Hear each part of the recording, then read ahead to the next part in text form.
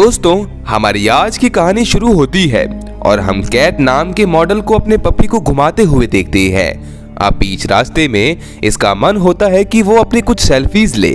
अब जब ये अपनी उन सेल्फीज को देखती है तो उसके पीछे उसको कुछ ऐसा देखने को मिलता है जिसे देखकर वो पूरी तरह से डर जाती है।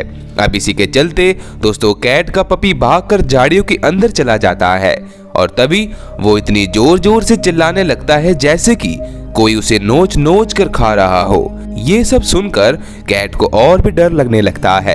अब थोड़ी देर बाद उसके हाथ में सिर्फ पपी की बेल्ट लगती है जिसे अपने हाथ में वो पकड़कर बहुत ज्यादा रोती है। इसी बीच एक ट्रक आकर उसे जोर से झटक देता है। लेकिन सिर्फ यही नहीं, जब वो नीचे गिरी तो हम उसके आसपास कुछ चीजों को मंडराते हुए देखते हैं जो असल में सियार थे, जिसे हम जैकल भी बोल देते हैं, जो कि भेड़ियों से भी हैवान किस्म के होते हैं। और दोस्तों अब इन्हीं का आतंक है लॉस एंजलिस में। जहां कहीं भी इंसानी बस्ती है ये वहीं पर आकर हमला करते हैं।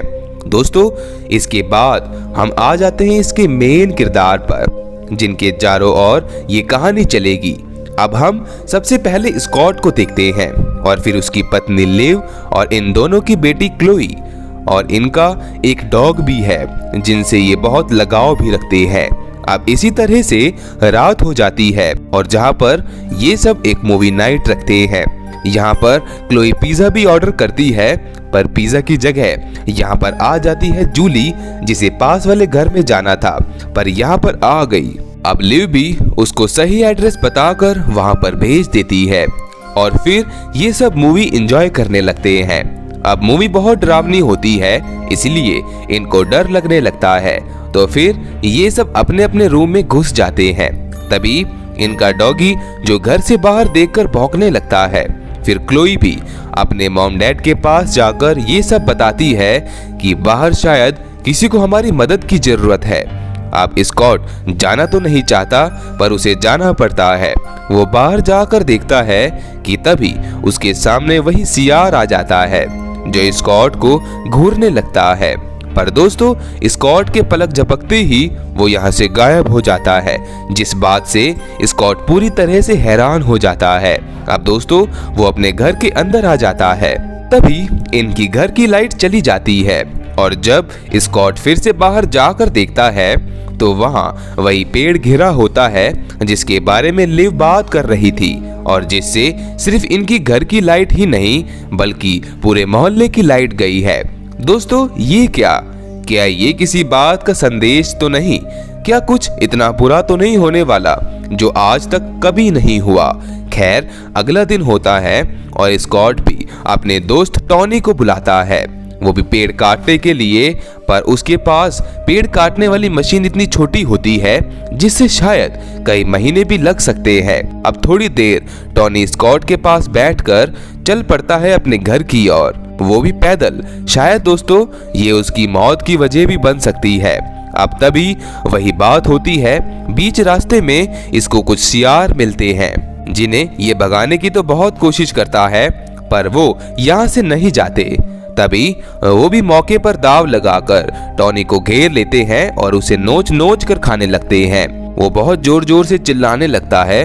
उधर दूसरी तरफ हम देख पाते हैं कि टॉनी की वाइफ शीला जो टॉनी को कॉल करने की बहुत कोशिश करती है पर वो नहीं उठाता। इतने में दोस्तों वहीं सियार आ जाते हैं शीला के घर के बाहर, और जब वो घर से बाहर देखने जाती है वो सियार शीला के घर के अंदर घुस जाते हैं। शीला भी आग जलाकर उनको भगाने की कोशिश करती है पर ना जाने किस तरह से वो आग उसे ही पकड़ लेती है और वो जलकर मारी जाती है। हालांकि उसके सामने स्विमिंग पूल भी होता है पर फिर भी वो उसके अंदर जंप नहीं करती और ये राज भी उसी के साथ चला गया। इसी तरह से दोस्तों सीन शिफ्ट होता है और हम स्कॉट के साथ वाले घर से जूली और ट्रिक को देखते हैं जहां पर किसी तरह से वो सियार उनके घर में घुस जाते हैं। इतने में ट्रिप अपनी बंदूक उठाकर उन पर बौछार करने लगता है पर वो इतने भी कमजोर नहीं थे। वहीं हम स्कॉट और उसकी फैमिली को देख पाते हैं जो किसी चीज की प्लानिंग कर रहे होते हैं पर साथ वाले घर से उनको बहुत जोर जोर से चिल्लाने और चीजों के गिरने की आवाजें आने लगती हैं। तो स्कॉट उनके घर जाना ही बेटर समझता है। पर दोस्तों जब वो उनके घर में घुसता है तो वो देख पाता है कि उनकी घर की हालत तो बहुत ज्यादा ही बुरी होती है। और तो और वो ट्रिप को देख पाता है जिसे उन सीआर ने सामने से फाड़ रखा होता है। फिर तभी स्कॉट जूली को आवाज लगाकर कहता है कि मैं स्कॉट हूँ पास वाले घर से। ये सुनकर जूली बाथरूम से बाहर आती है और अपने घर की ये हालत देखकर बहुत रोती है। अब स्कॉट भी उसे अपने घर ले जाने का तय करता है और उसे सेफली ले जाने लगता है। रूम से बाहर आने के बाद 3 सीआर जो इनके सामने आ जाते हैं, पर सही टाइम पर जूली के हाथ में गन होती है तो वो उनका खात्मा कर देती है।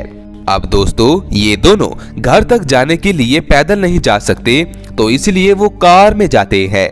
दोस्तों तभी कार में बैठकर स्कॉट को याद आता है कि उसने मेन गेट तो खोला ही नहीं। फिर वो बाहर ना जाकर कार से ही गेट को तोड़ना सही समझता है, पर ऐसा करने से उसकी गाड़ी खराब हो जाती है और अब इन्हें पैदल ही जाना होगा। अब दोस्तों जैसे ही ये बाहर निकलते हैं वैसे ही कुछ सीआर आकर स्कॉट को पकड़ लेते हैं और उसके कंधे पर हमला करने लगते हैं। वो तो सही टाइम पर लिव आ जाती है जिससे इनकी जान बच गई। अब ये चारों अपने घर के अंदर होते हैं, पर दोस्तों एक और मुसीबत इनके दरवाजे पर दस्तक दे रही होती है। एक मोमबत्ती जो जूली के घर के अंदर जल रही होती है, पता नहीं कैसे पर्दे को आग पकड़ लेती है और धीरे धीरे इनका पूरा घर जलने लगता है। और ये सब और भी ज्यादा पैनिक होने लगते हैं कि अब ये करे तो करे क्या। दोस्तों तभी अब इनको ऊपर वाले रूम से एक सीआर की आवाज आती है और फिर क्या इन सब को जहां जहां जगह मिलती है वहीं छुप जाते हैं। अब दोस्तों क्लोई आराम आराम से ऊपर जाती है, पर तभी उसके पैर के नीचे एक टॉय आ गया जिससे आवाज हो गई और फिर वो सीआर उसकी ओर जाने लगा। स्कॉट और लिव दोनों ये सब देख लेते हैं और दोनों को अपनी बेटी को बचाना होगा। अब पहला कदम लिव ने उठाया और फिर उसने एक ब्लैंकेट से उसे ढक दिया और पीछे से स्कॉट ने एक रोड के जरिए बार बार हमला करके खत्म कर दिया।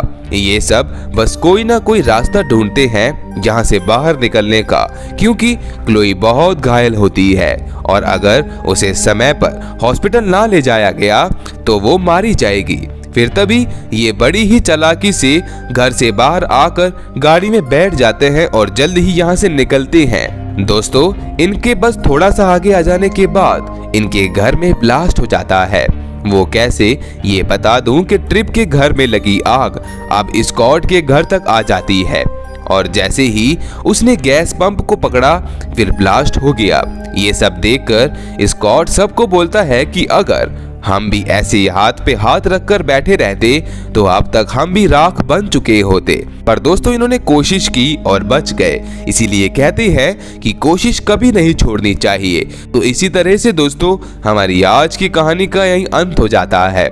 ऐसी और भी सर्वाइवल मूवीज देखने के लिए आप मेरे चैनल हॉलीवुड एक्सप्लेनर प्रेस को सब्सक्राइब कर लीजिए। उम्मीद करता हूँ कि आपको ये वीडियो पसंद आई होगी।